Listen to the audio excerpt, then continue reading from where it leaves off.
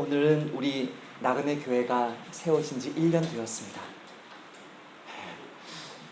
나그네 교회가 세워진 지 1년 되었을 뿐만이 아니라 제가 목사가 된 것도 사실은 1년이 되었습니다. 이번에 이곳에서의 계약이 성사될 줄 알고 필요한 서류를 대치동에 있는 총회회관에서 제가 떼왔을 때 저희 목사라는 저의 신분이 2015년 9월 6일부터 시작되었다는 소리를 보고 깜짝 놀랐습니다. 그 전까지 저는 선교사였지만 또 어떻게 굳이 따지고 보면 사실은 저는 목사였지만 법적으로는 목사가 아니었다는 사실을 최근에 알게 되었습니다. 그래서 오늘은 나그네 교회가 세워진 지 1년이 되는 주일일 뿐만이 아니라 제가 목사가 된 지, 제가 나그네 교회의 한국 교회의 목사가 된 지도 정확히 1년이 되는 주일입니다. 지난 1년간 우리가 어떻게 주님을 섬겼는지를 오늘 우리는 돌아보아야 될 것이고, 또 앞으로의 하나님께서 우리에게 몇 년을 더 허락하실지, 이 나그네 교회 목사로서 얼마나 더 섬기게 하실지 모르지만 주님이 허락하실 때까지 이 교회를 어떻게 섬겨야 될지 고민해야만 하는 복된 기회인 것 같습니다. 오늘 우리가 읽었던 본문은 정치의 의미에 대해서 이야기합니다. 이상하죠? 전도서의 성경에 정치 이야기가 나옵니다.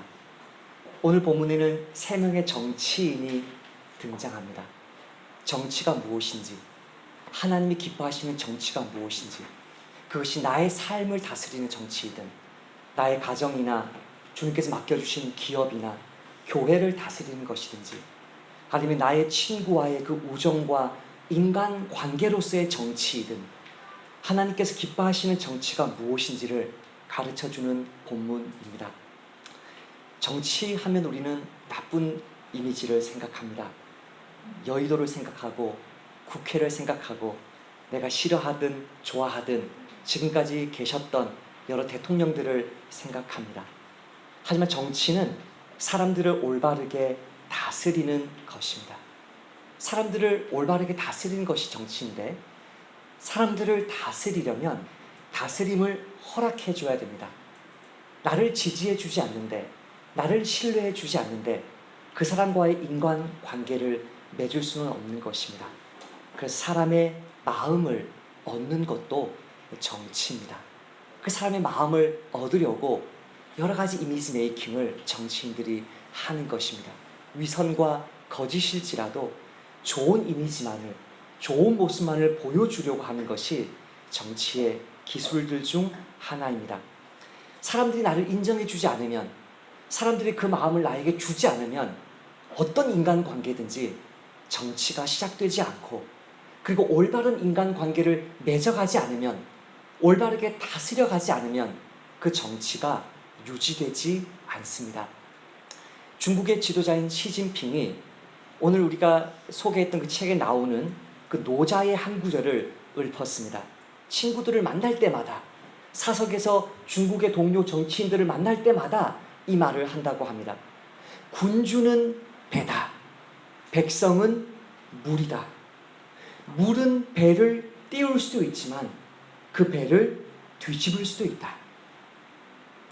배가 물의 지지를 얻었기 때문에 그 물결을 따라 정치인의 삶을 시작할 수 있었지만, 그 물결을 거스르고 역행하고 자신의 욕심을 위해서 상대방을 이용해 먹으면 결국은 그 물이 나를 내칠 수도 있다는 말입니다. 이것이 하나님이 만들어 놓으신 인간관계의 법칙입니다. 그것이 교회이든 사회이든 정치계이든 다르지 않습니다. 하나님은 사람의 마음을 통해서 그분의 마음이 어떠한지를 보여줍니다. 자기 아내의 지지를 받지 못하는 남편은 올바른 남편이 아닐 것입니다. 그 남편은 교회를 섬겨서는 안 됩니다. 그 남편은 다른 직장도 섬겨서는 안 됩니다. 자기 남편의 인정을 받지 못하는 아내, 자기 자녀들의 인정을 받지 못하는 부모, 또 부모의 인정을 받지 못하는 자녀들은 바른 길을 가는 사람이라고 말할 수 없습니다. 좋은 의미에서의 그 정치, 좋은 의미에서의 그 정치력은 사람들의 마음을 얻고 그들을 기쁘고 행복하게 하고 하나님이 그 사람의 삶 속에, 그 사람 가정 속에 이루고자 하시는 그 선한 구원의 열매들을 풍성하게 맺도록 도와주는 사람들이 정치인입니다. 여러분, 어떻게 그리스도인이 되셨습니까? 그리스도인이 된 이유는 나 스스로 나의 인생을 올바로 다스릴 수 없다라고 인정했기 때문입니다. 우찌무라 간조는 오늘 제가 소개한 책에서 중세시대 일본의 그 번주들, 우리나라로 말하면 봉주라고 할 텐데요. 그 번이라는 그 영지를 다스리던 그 번주들이 어느 날 이 마음을 모아서 자신의 모든 영지를 다 천황에게 바쳤던 그 역사적인 이야기를 그 책에서 들려주고 있습니다. 한 지역을 다스리던 번주는 자신이 군사권, 경제권 모든 것을 다 거머쥐고 있습니다. 세금을 자기들에게 다 바칩니다. 그 중에 일부분을 예의상 천황에게 떼주기만 하면 되지 사실은 천황보다 더 그 무소불위의 권력을 가지고 있는 사람들이 번주들이었습니다. 그 번주들 중에 한 사람이 임진왜란을 일으켰습니다. 그 번주가 자신의 모든 권력을 다 가지고 있다가 점점 힘이 약해지니까 자기들에게 충성하는 사람들의 그 밥을 다 대주고 그들의 삶을 목숨 바쳐서 보호해주는 그 일이 너무나도 어렵다는 사실을 깨닫고 어느 날 천황에게 모든 것을 다 바쳤을 때 일본 사회 전체가 통합되면서 이제는 조선을 능가하는 근대화 사회로 나가게 되는 이야기를 하면서 자기의 인생을 이야기합니다. 우찌무라 간조가 나는 키가 160밖에 되지 않는 키가 작은 사람이었는데 그 키가 160밖에 안 되는 사람이었지만 그 작은 이 공화국을 작은 왕국을 지배하는 왕이었다는 것입니다. 그러나 자신의 그 삶을 지배하는 것이 너무나 어려웠답니다. 기독교를 접하긴 했습니다. 선교사를 통해서 기독교를 접하긴 했지만 하나님은 나의 일부를 원하지 않는다는 사실을 알고는 물러섰습니다.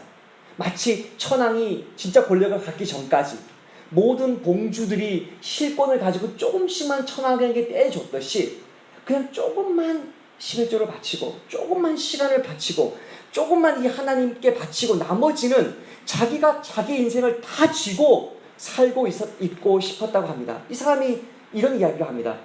내 손 안에 있는 참새 한 마리가 나무 위에 앉은 참새 2마리보다 더 낫다. 어떻게 하나님께 다 맡기냐? 어떻게 하나님께 모든 걸 다 맡기냐? 내가 쥐고 있어야 된다.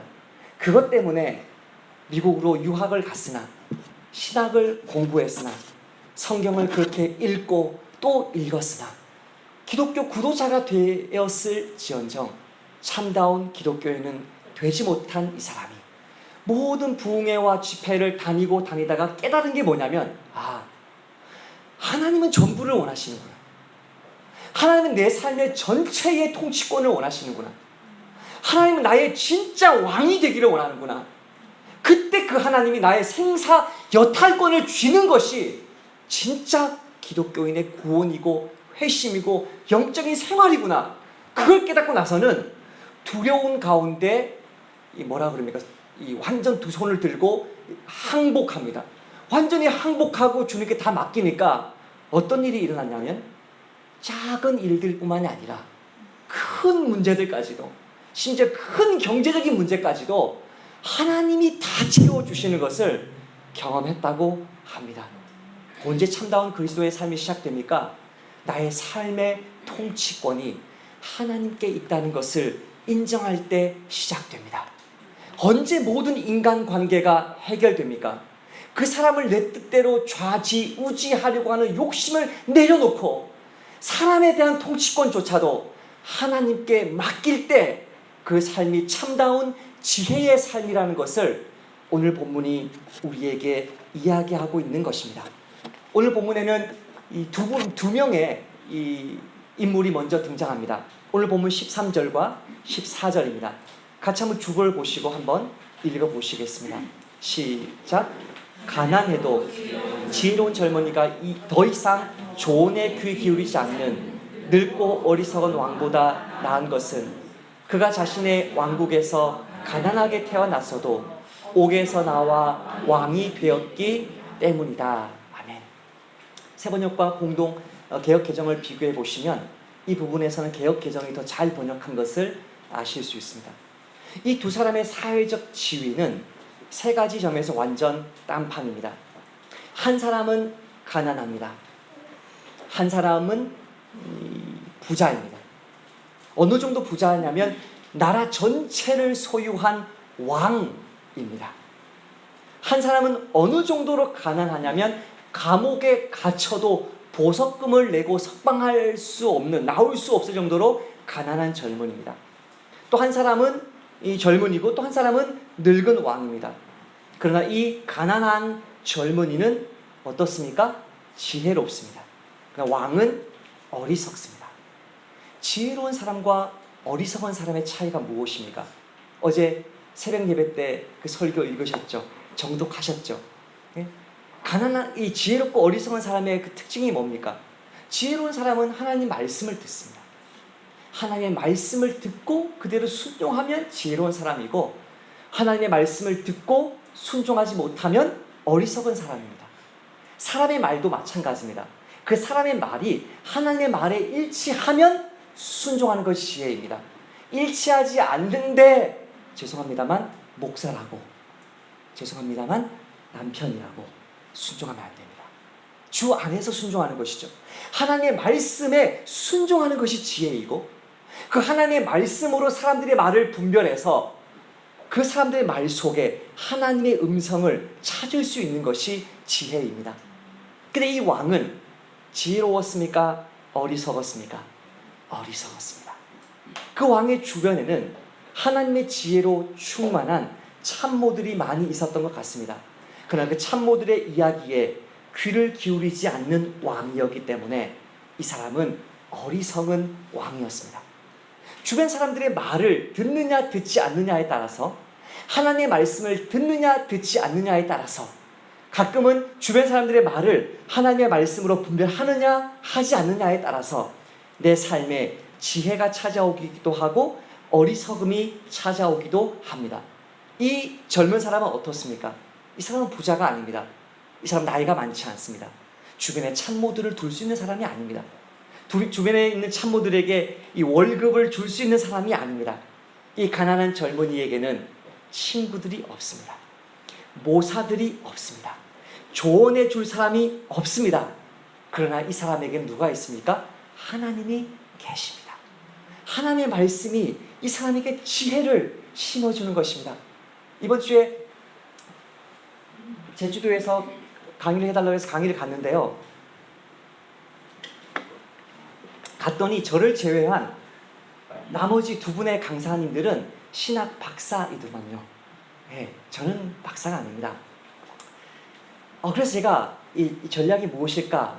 그래서 솔직하게 얘기하자. 그래서 강의를 시작할 때 이렇게 얘기했습니다. 여러분, 저 앞에 강의하신 분, 그리고 제 뒤에 강의하신 분들이 신학 박사들입니다. 최소한 10년 이상 신학 공부를 했을 것입니다. 저는 가방끈이 너무너무 짧습니다. 석사, 공부를 얼마 못했습니다. 하나님께서 지혜 주지 않으시면 안 됩니다. 이렇게 하나님께서 은혜 주지 않으시면 안 됩니다. 이렇게 했습니다. 그러니까 하나님께서 은혜를 주시는 것입니다. 그러니까 나의 능력이 안 되니까, 나의 지혜가 안 되니까 누구를 의지합니까? 하나님의 지혜를 의지합니다. 인간 스승들이 많지 않으니까, 내 가방끈이 길지 않으니까 하나님을 붙드는 것입니다. 단순합니다. 하나님의 말씀을 단순하게 순종하는 것입니다. 한국교회가 너무나 위대하고 너무나 참 이렇게 똑똑하니까요, 이 중국 지도자들은 이 고등학교 나온 사람들이 거의 없습니다. 중국 많이 다녀오신 분들은 아시겠지만 중국에서 고등학교를 간다는 것은 곧 그 사람은 대학을 간다는 뜻입니다. 중국은 고등학교를 가기가 굉장히 어렵습니다. 고등학교 딱 들어가면 그 사람 대학 갑니다. 나라가 딱 통제해서 대학 들어갈 애만큼만 고등학생을 뽑습니다. 이거 어떤 목회자가 고등학교를 졸업했겠습니까? 중학교밖에 졸업하지 못한 그 목회자들이 하나님 말씀 배우려고 그렇게 열정 눈물 흘리면서 통역을 하고 눈물 흘리면서 말씀을 듣습니다. 한국에서 아무리 제가 다니엘서 전체를 강의해봤지만 울면서 말씀을 듣고 울면서 통역하는 사람을 본 적이 없습니다. 하나님의 말씀, 그 말씀은 세상의 지혜와 박사학위와 여러 가지 많은 학설로 되는 게 아니라요, 그냥 말씀하시면 순종하면 됩니다. 순종하면 말씀이 깨달아집니다. 순종하지 않으면요, 말씀이 깨달아지지 않습니다. 어떤 신학 박사의 설교를 들었던 것을 제가 대학생 때 아직도 기억합니다. 그 신학 박사가 어느 교회 설교를 하러 갔다고 합니다. 부흥회에서 설교를 하고 나서 마치고 나서 어느 할머니를 만났는데 그 할머니가 이야기하면서 이렇게 이야기하더랍니다. 목사님, 제가 오늘 목사님 말씀하신 거 다는 못 깨달았는데요, 제가 순종하면 주님이 깨닫게 해주셔요. 이 비밀을 이 사람이 신학 박사 학위 받으면서 했습니까? 아니요. 이 노파가 시골에서 어떤 공부를 했을까요? 초등학교를 나왔을까요? 단순히 말씀에 순종하는 사람에게, 야, 목사님의 그 말씀 나는 10중에 하나밖에 못 깨달았는데 이 하나의 말씀을 순종하니까 열을 깨닫는 지혜를 주시구나. 순종할 때 주의 뜻을 알게 됩니다. 말씀에 순종하는 이 사람, 말씀을 붙드는 이 젊은이, 가난합니다, 혼자입니다, 이 감옥에 갇혔습니다, 아무도 꺼내줄 사람 없습니다. 마치 지난 시간에 전도서 그 10번째 설교에서 나왔던 그 외톨이 같은 사람이 바로 이 젊은이입니다. 이 젊은이가 하나님의 말씀을 배우고 또 순종하고 또 순종하니까 결국은 어떻게 되었습니까? 왕의 자리에까지 올라가게 되었습니다. 이 모습에서 우리는 요셉을 보고요, 다니엘을 보고요, 다윗을 봅니다. 전도자가 어느 한 사람을 지목하지는 않았지만 구약 성경에 있는 위대한 말씀의 종들은 전부 다 이 가난한 젊은이 같았습니다. 팔려가고요, 감옥에 갇히고요, 살인자처럼 막 쫓아서 쳐 죽이려고 잡아가고 있고요, 포로로 끌려 바벨론에 가고요. 이 사람의 형편은 가난한 젊은이입니다. 감옥에 갇혀있는 젊은이입니다. 노예 신세입니다. 그러나 하나님의 말씀의 지혜가 충만하니까 왕의 자리에 올라가고 왕같은 총리의 자리에 올라가는 것입니다. 나그네 교회는 젊습니다. 1살밖에 안 되었습니다. 제주도 갔더니 강사라고 이 음료수를 주는데 오가피 열매로 담근, 저는 오미자 차만 있는 줄 알고 오가피 열매로 담근 걸 딱 주면서 전 이래요. 그분이 이게 3년 된 오가피입니다. 야, 나그네 교회보다 2살이 많네. 정말 어린 아이입니다. 정말 어린 아이입니다. 이 어린 아이가, 저와 여러분이 어린 아이죠.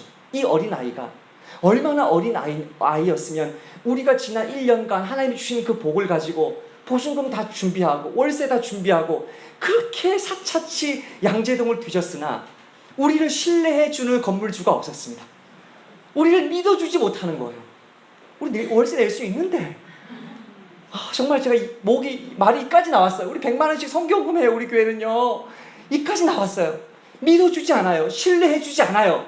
그러나 묵묵하게 하나님의 말씀을 순종하는 그 삶을 사니까 한 사람 한 사람 감옥에 있는 그 간수가 마음을 열고, 새 친구가 마음을 열고, 넌 우리의 리더야, 나는 주군을 따르겠습니다. 사람들이 몰려들면서 어떻게 됩니까? 한 나라를 다스리는 사람이 됩니다. 자, 여기서 중요합니다. 우리 기독교인들은요, 어떤 오해를 하고 있냐면, 특히 신앙에 열심히 충만한 분들이 이런 오해를 가지고 있습니다. 우리는 너무 쉽게 이 기업이 좀 규모가 크거나 교회가 좀 이렇게 크거나 선교단체가 좀 크면 너무 쉽게 비판합니다. 물론 저는 인정합니다.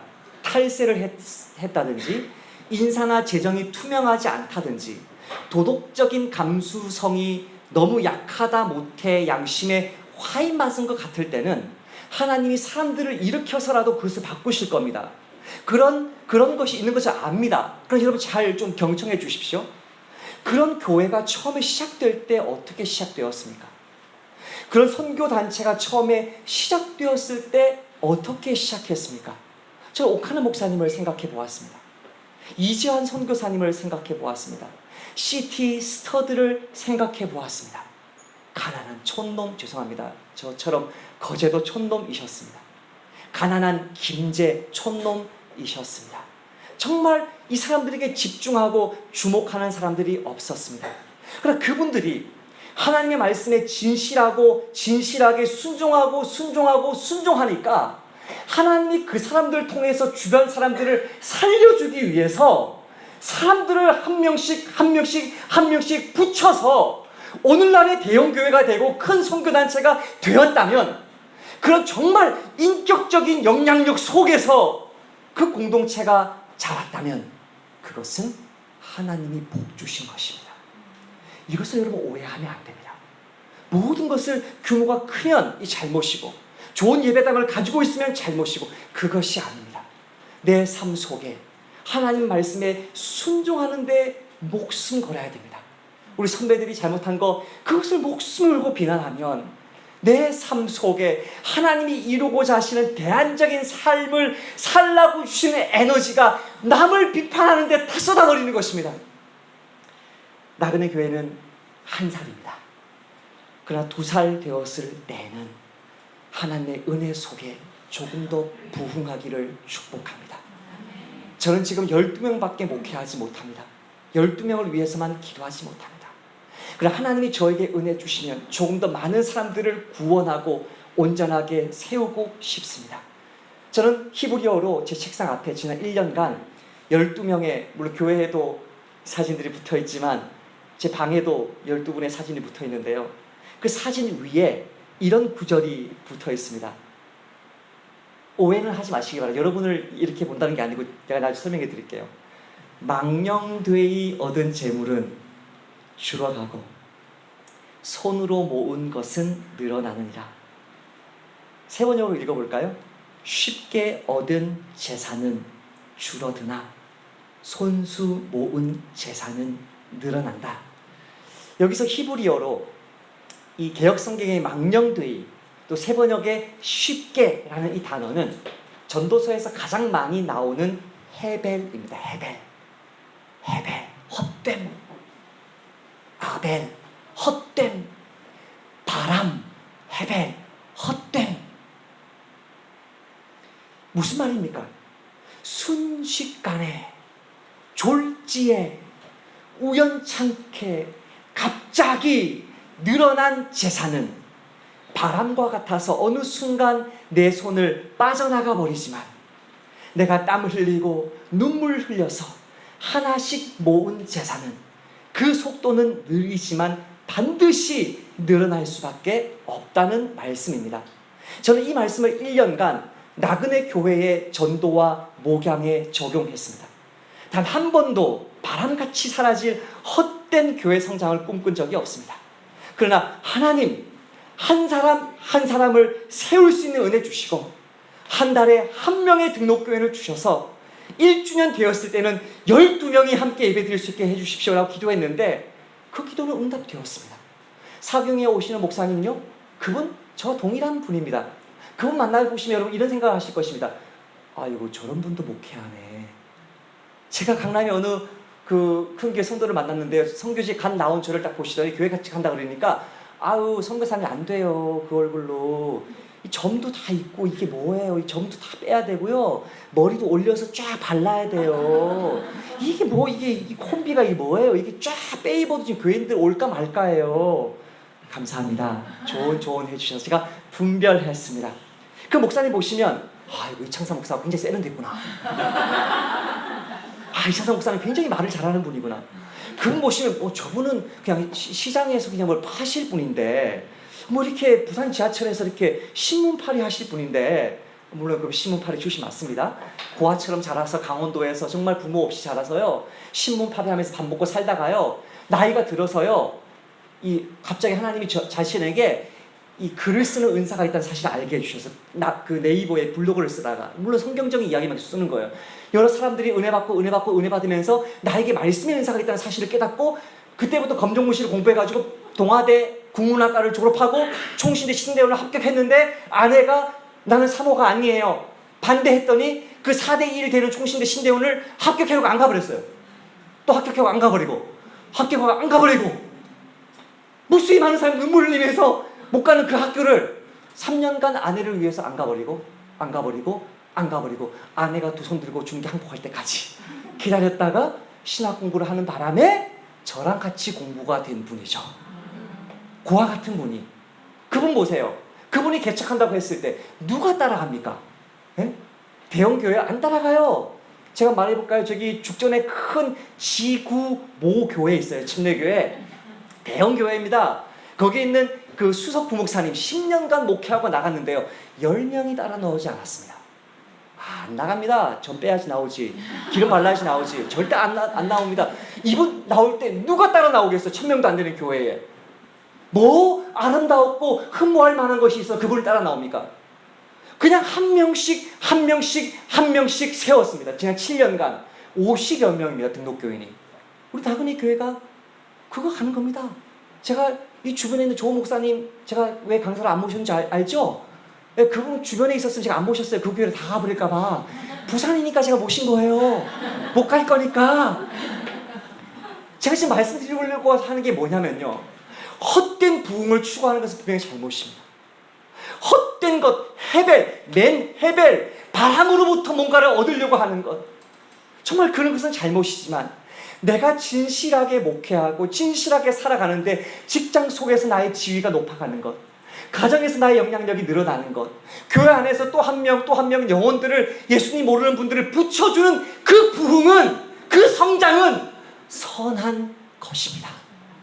나그네 교회가 무엇을 추구하지 말아야 되고 무엇을 추구해야 되는지를 혼동하지 않으시는 저와 여러분 되시기를 축복합니다. 근데 문제가 있습니다. 세 번째 한 사람이 등장하는 것입니다. 15절 16절을 같이 한번 읽어보겠습니다. 시작. 내가 살펴보니 해 아래에서 살아 움직이는 모든 사람이 왕을 대신한 그 젊은이를 따른다. 하지만 그가 이끌었던 사람이 수없이 많았다 해도 그 이후의 사람들은 그를 좋아하지 않으니 이 역시 헛되고 바람을 뒤쫓는 일이다.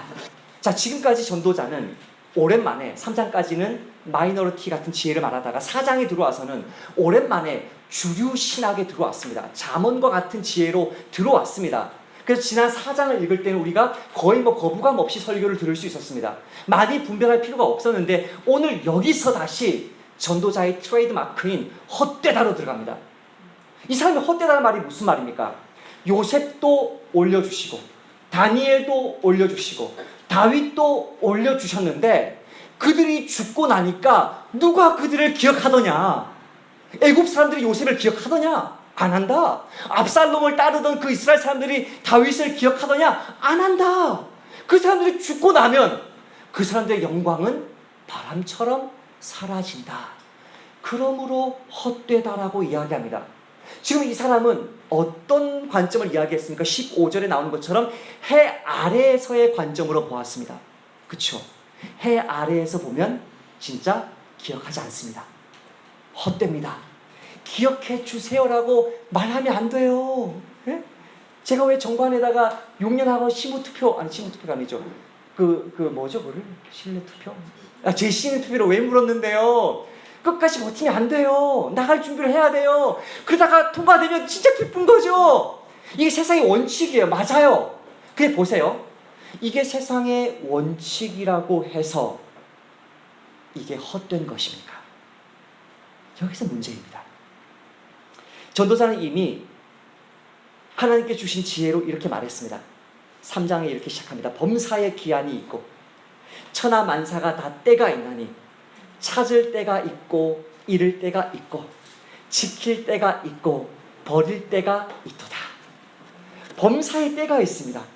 하나님이 나그네 교회를 아름답게 세워주시고 나그네 교회 일꾼들을 그 이름을 영화롭게 할 때가 있지만 어느 날 저와 여러분은 나이가 들든지 어떻게 되든지 이 교회를 떠날 때 우리 주님께로 돌아갈 때 내가 이 교회에서 부장으로 집사로 권사로 장로로 섬겼는데 새로운 저 젊은 장모님 일을 잘하니까 저분께로 마음이 다가버리네.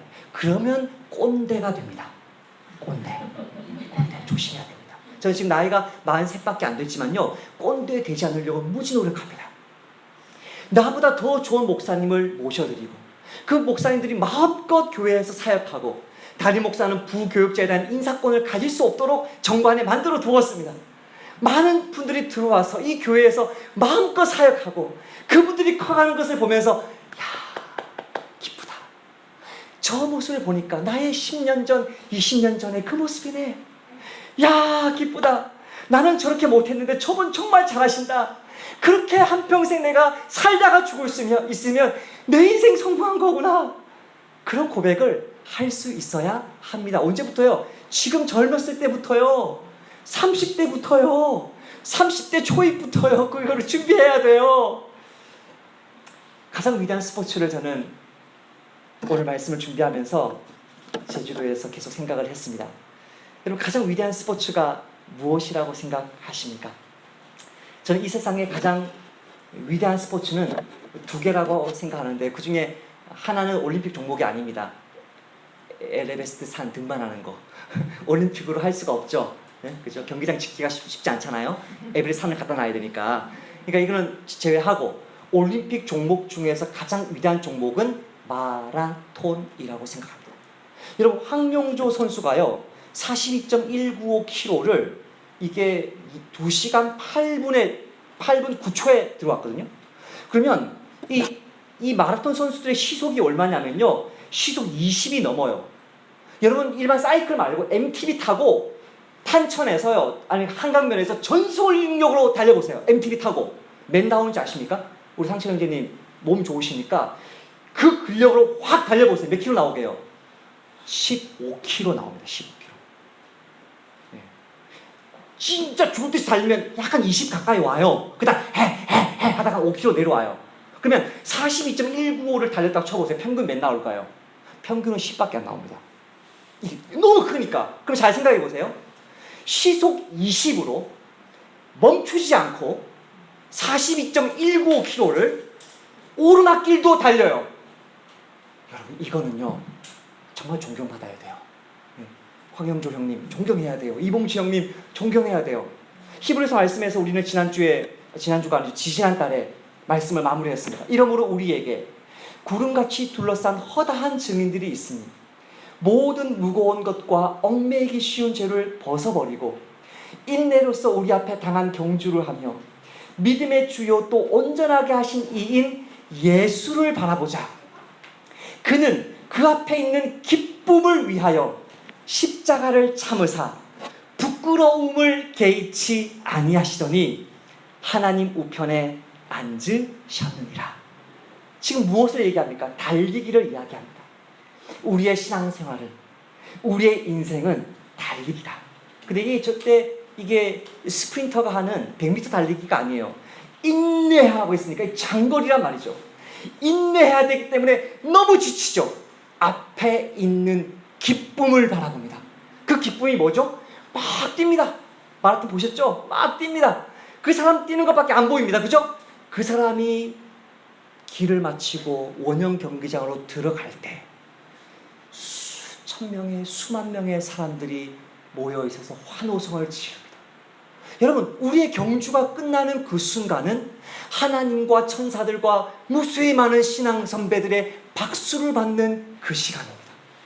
사람들이 우리를 잊어버려도요, 사람들이 나를 잊어버려도요, 어느 한순간 하나님이 나를 그냥 낮은 자리로 옮겨버리셔도요, 그 시간은 지난이 몇 년간이 되었든지 간에 전속력으로 뛰고 또 뛴 결과로 우리 주님의 품에 안기는 시간입니다.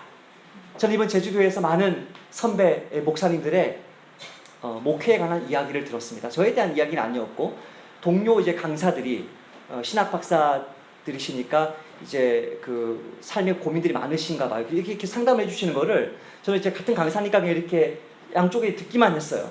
그러면서 이제 저한테 많은 이야기를 해주셨는데 100개 중에 한 99개는 하나님이 주신 지혜가 맞아요. 하나는 틀렸습니다. 모르겠으면 제가 지금 43살이어서 틀렸다고 생각하는지 모르겠습니다. 60대 어르신들의 말이었는데요, 99개는 맞았습니다.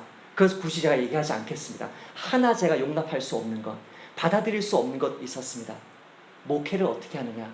목회는 너의 에너지가 100이면 70만 쓰는 것이다. 저는 그렇게 생각하지 않습니다. 나의 100을 쓰면요, 이게 30이 더 늘어나요. 잘 보세요, 여러분. 직장에서도 마찬가지예요. 내가 100을 쓰면요, 또 늘어나요. 100을 쓰면요, 또 늘어나요. 또 늘어나고 또 늘어나요. 여러분, 5달란트, 5달란트 받은 사람은요, 처음부터 5달란트 받았다고 알았던 게 아니에요. 처음에 자기는 1달란트인 줄 알았어요. 2달란트인 줄 알았어요. 최선을 다해 주님을, 사람을, 공동체를 섬기니까 나의 은사가 늘어나는 거 있죠. 깊어지는 거 있죠. 기도가 깊어지는 거 있죠. 말씀의 지혜가 깊어지는 거 있죠. 내 삶은요, 전속력으로 온전한 마음을 다 쏟고 온 힘을 다 쏟아서 달리는 거죠. 그렇게 달리고 또 달려서 나의 몸이, 나의 생명이 관제와 같이 부은 바 되는 그 시간. 그 시간은 사람들은 기억해 주지 않아도, 대만은 세상을 사랑해서 데살로니가로 가고 모든 사람들이 내 곁을 다 떠나도 전심을 다해서 42.195km를 그 시간, 다 뛴 그 시간에, 완전히 부어진 그 시간에 세상의 박수와 세상의 인기와 세상 사람들의 인정과는 비교할 수 없는 영광이 저와 여러분을 기다리고 있는 것입니다. 말씀을 맺겠습니다. 나그네 교회 설립 1주년을 감사하는 오늘 우리는 전도서 말씀을 통해서 다시 한번 우리의 인생 전체를 조망하는 안목을 얻게 되었습니다.